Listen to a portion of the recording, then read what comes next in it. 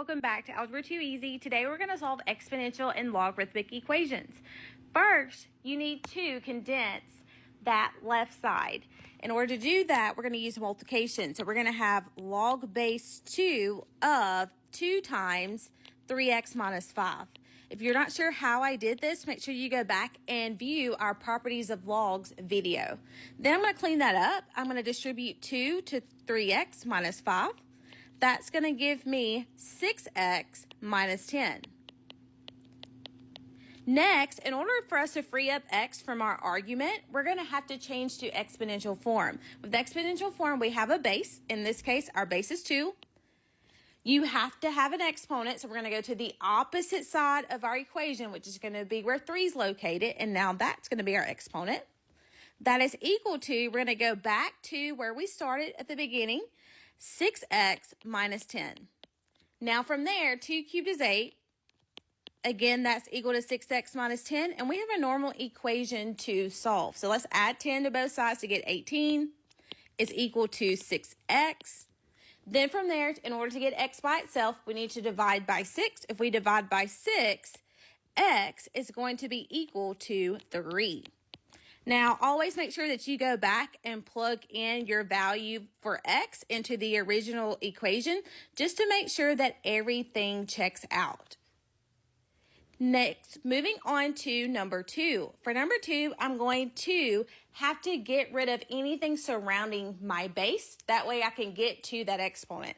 So I'm going to subtract 5 from both sides to get 16 to the n minus 7 power is equal to 19.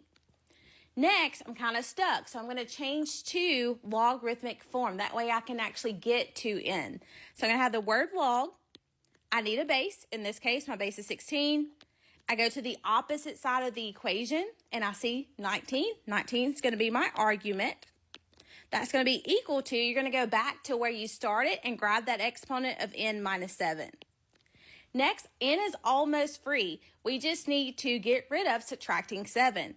Now, when you add 7 over to this left side, make sure you add it to the outside of your expression. Do not add it with 19. That's why we have it in parentheses, so you don't do that. That's going to be equal to n. Now, it's not going to be a pretty log, but we can definitely round.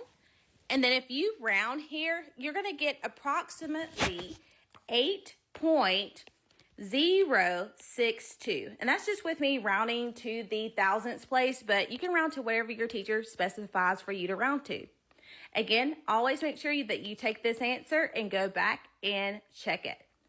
Last but not least, we have a natural log.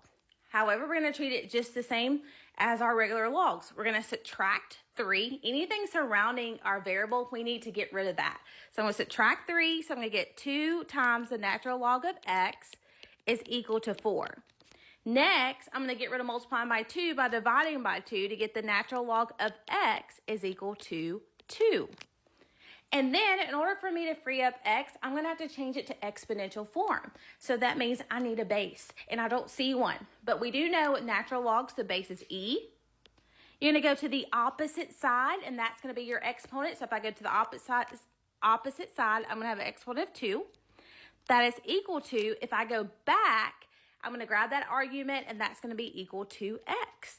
And then I am basically finished unless we decide to round, and let's do that. That's going to give us approximately 7.389. Again, that's because I'm doing the thousandths place. Make sure that you go back, take this value, plug it in for x, and then you're finished.